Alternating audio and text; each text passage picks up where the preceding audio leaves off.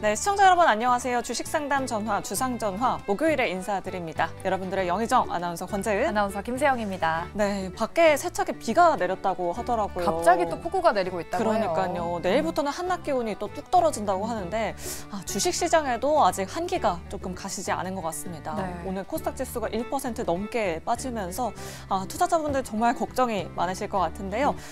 내 종목 팔아야 하나 말아야 하나 고민되시는 분들 주저하지 마시고 지금 바로 이쪽으로 연락 주시면 됩니다.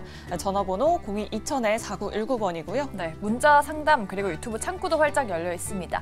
문자 번호는 샵 2034고요. 유튜브 창구에서도 받고 있으니까요. 여러분들의 많은 참여 부탁드릴게요. 네, 그럼 여러분들의 종목 고민 해결사가 되어주실 네 분 먼저 소개해드리도록 하겠습니다. 네, 좌회정에는 이화진 과장 그리고 이지은 본부장 모셔봤고요. 네, 우회정에는 김병진 매니저 그리고 이주호 본부장님 모셔봤습니다. 네 분 어서 오세요. 안녕하세요. 안녕하세요. 오늘 시장 오르지도 않고 내리지도 않고 그러니까요. 뭔가 애매한 장이었던 것 같아요. 네, 맞습니다. 하지만 그래도 좀 게임주들은 선방을 해준 것 같아요. 네. 이번 주 내내 게임주들의 실적 발표가 대거 있었는데 위메이드 그룹주가 특히나 선방을 해주더라고요. 그러니까요. 이제 좀 투자 심리가 살아날 수 있을지 많은 분들이 좀 고민되실 것 같아요. 맞아요. 이 부분에 대해서는 이 게임 박사님, 이화진 과장님께 한번 여쭤보도록 하겠습니다. 네. 게임주 내에서 좀 위메이드를 계속해서 좀 지켜봐도 괜찮을까요?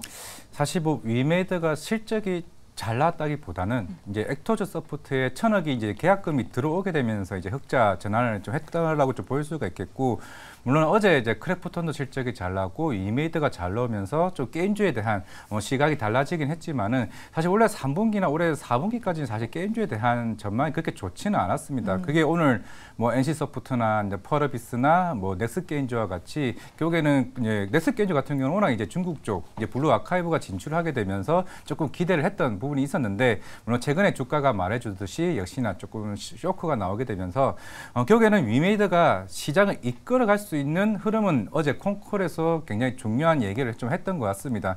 물론 그동안 이제 이미스 코인이 700원대에서 2,500원대까지 계속 꾸준히 이제 올라오게 되면서 결국 예전에 2만 원대에 대한 명성을 충분히 실현시킬 수 있을지 여부, 최근에 고팍스나 결국에는 코인 시장에 대한 이제 거래소가 상장되게 되면서 결국엔 이 위메이드에 대한 이제 그런 수익 모델 자체가 다시 한 번 더 2년 전에 조금 구상했던 부분들이 조금 올해나 내년에 조금 로드맵이 좀 긍정적으로 좀 보일 수 있지 않을까 생각을 하고 있는데, 어제 콩콜에서 가장 중요하게 얘기했던 거는 지금 당장의 분위기는 그럴 수 있지만은 내년에 우리는 분기마다 신작을 출시하겠다고 얘기를 했습니다. 미르포나 이제 미르엔 같은 경우는 2분기나 4분기, 특히 내년 중국 쪽 시장을 진출한다고 얘기를 했었는데, 그 이유가 결국에는 액터즈 소프트가 우리나라에 상장되어 있긴 하지만은 원래 중국 회사입니다. 그래서 중국 회사가 5년 동안 5천억을 줄 테니까 매년 1,000억을 우리가 줄게, 대신에 내년에 션샹 게임즈와 같이 그 미르포에 대한 IP를 같이 중국 시장에 진출하자고 얘기가 되어 있기 때문에, 그러면 만약에 내년에 중국 외자 판호에 대한 좀 발급된 이슈가 될 수도 있고, 그리고 나이트크루와 같은 새로운 신작 게임들이 특히 글로벌 시장, P2E 시장에 진출을 한다는 얘기가 나왔기 때문에 그러면 이 회사에 대한 밸류가 내년에 굉장히 큰 폭으로 증가할 수 있겠구나. 어제 분명히 20% 이상 올라가지고 오늘 굉장히 부담스러운 가격임에도 불구하고 오늘 8% 가격이 올라왔던 거는, 제가 그동안 항상 콘솔 게임을 시장을 주로 얘기를 해왔었는데 생각보다 이게 게임 체인저가 될 수 있는 게 이제 위메이드가 좀 되지 않을까라고 생각을 하고 있다면은, 그의 후발주자인 넷마블이나 컨투스 이런 회사들도 충분히 분위기가 좀 바뀔 수 있지 않을까라고 생각을 하고 있습니다. 네, 이 흑자 전환이라는 단어 주식시장에서 참 좋아하잖아요. 맞아요. 근데 좀 가격이 부담스러운 것 같아요. 어제도 급등하고 오늘도 또 강세를 보여줘서 만약에 신규 매수 접근으로 바라본다면 조정받을 새 들어가는 게 낫겠죠, 과장님? 근데 이 분위기라는 게 우리가 이제 예전에 이메이드가 그 미믹스 코인이 25,000원 정도 할 때 그때가 24만 원, 25만 원 가격이었고, 지금 가격대가 57,000원 가격인데 이미스가 한 2,500원에서 3,000원 사이입니다. 네. 만약 이 분위기가 빠르게 올라간다면은 사실 조정 시 매수라는 전략이 안 먹힐 수도 있다 좀 생각을 하고 있어요. 그만큼 시장의 분위기가 이메이드 쪽을 좀 쏠리게 되고, 다음 주에 또 부산에서 지스타가 열리죠. 네. 지스타에서 레전드 오브 이미르 또 신작까지 또 시장에 대한 모멘텀이 같이 덩달아 있기 때문에 지금 코인이 어느 정도 개장이 되면서 이제 그만큼 이미스 코인이 빠르게 수급이 들어온다라고 하게 되면은 어떻게 보면 기회는 안 줄 수도 있지 않을까. 보유자 입장에서는 그냥 저는 보유고 그냥 그대로 보유하는 게 홀딩 입장은 좀 가는 전략이고, 신규에 대한 부분은 조금은 저는 조심스럽다라고 할 수 있을 것 같습니다. 네, 알겠습니다.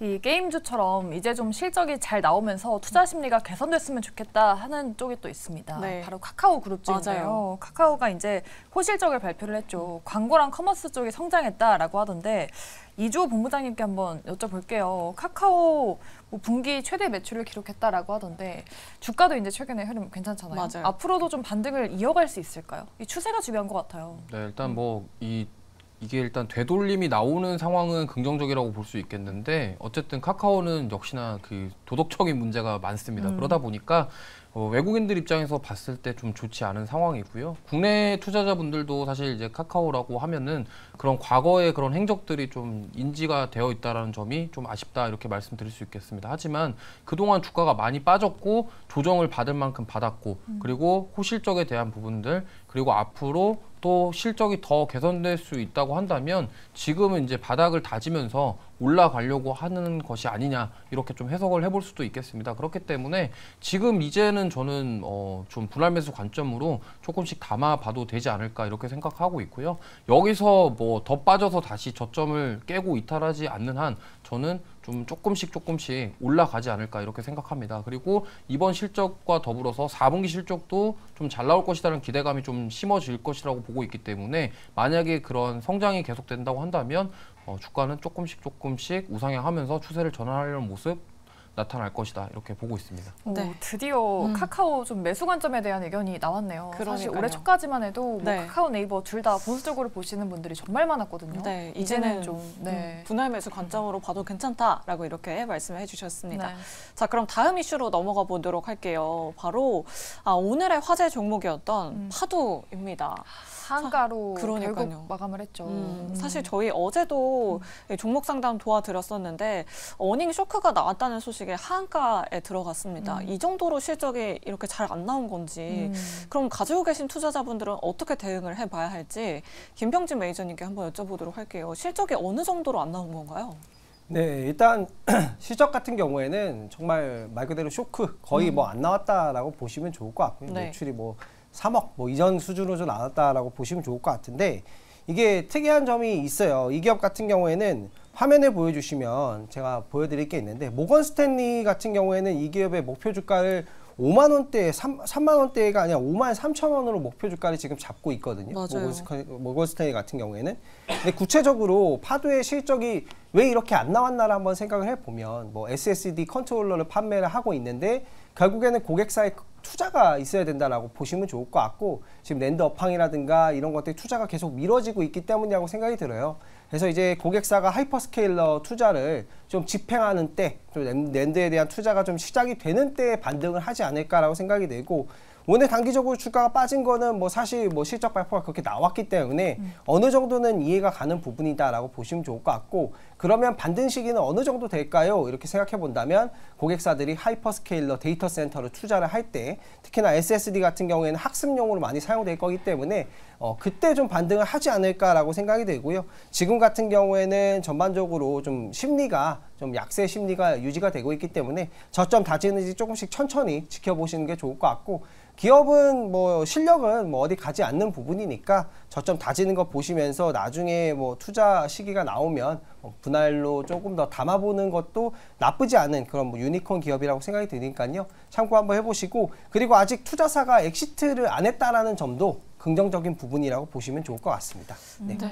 여러 가지 악재들이 나왔지만 하지만 보고서도 나오고 뭐 실적도 앞으로 좀 가능성 있는 만큼 우리 매니저님은 그래도 긍정적으로 보고 있다는 점 확인해 보시면 좋을 것 같습니다. 네, 이제 저희 다음으로는 좀 분위기가 좋은 쪽으로 다시 한번 가볼게요. 미용 의료기기 쪽은 또 실적이 잘 나오면서 맞아요. 오늘 또 주가 분위기가 정말 참 좋았습니다. 우등생인 것 같아요. 네. 의료 AI 시장도 좀 빠르게 성장을 하고 있고 국내 업체들의 경쟁력이 이제 세계적인 수준까지 올라왔다고 합니다.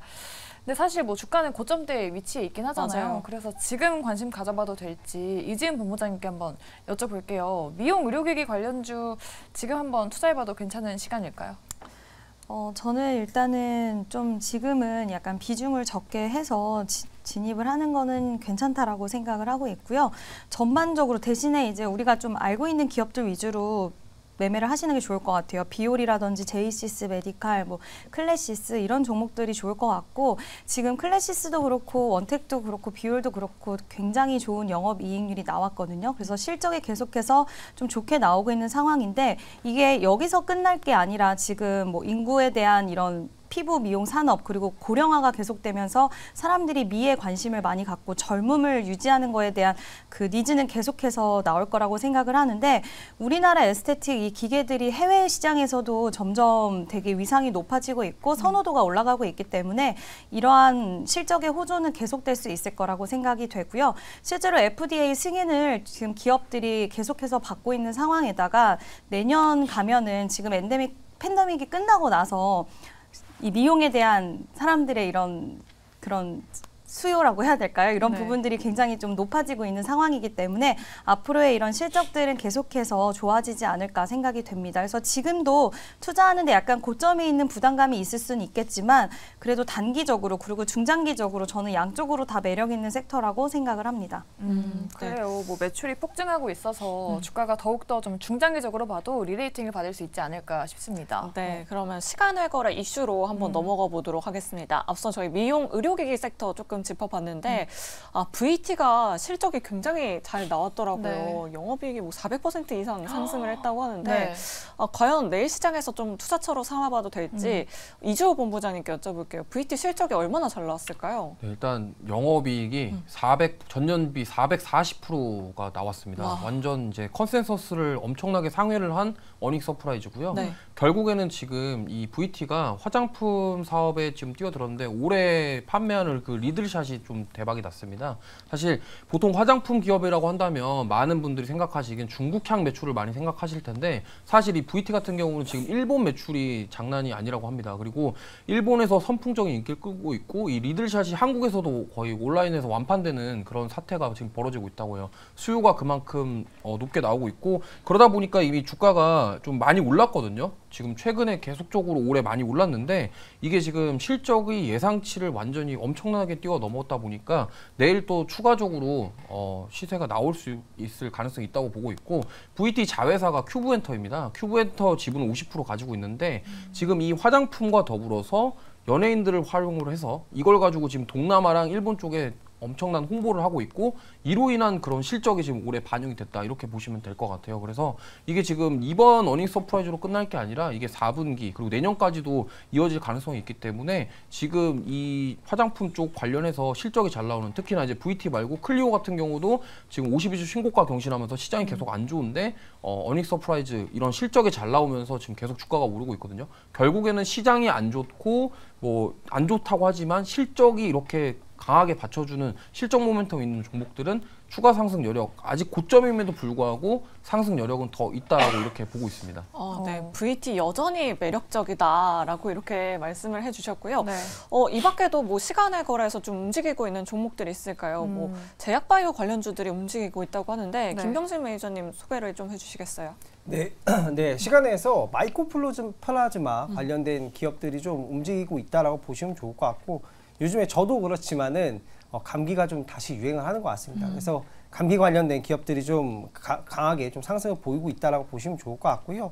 앞으로 이제 계절적으로 봤을 때는 뭐 좀 더 지속이 되지 않을까라는 생각이 들어요. 그래서 계절적으로 단기 이슈 있을 때마다 테마 주격의 매매로 좀 계속해서 등락을 할 수 있지 않을까라고 생각이 들고 관심 있게 좀 지켜보시는 것도 나쁘진 않을 것 같은데 단기 트레이딩을 한다라는 점에서 굉장히 또 유효하다라는 점은 좀 참고하시고 보시면 좋을 것 같습니다. 네.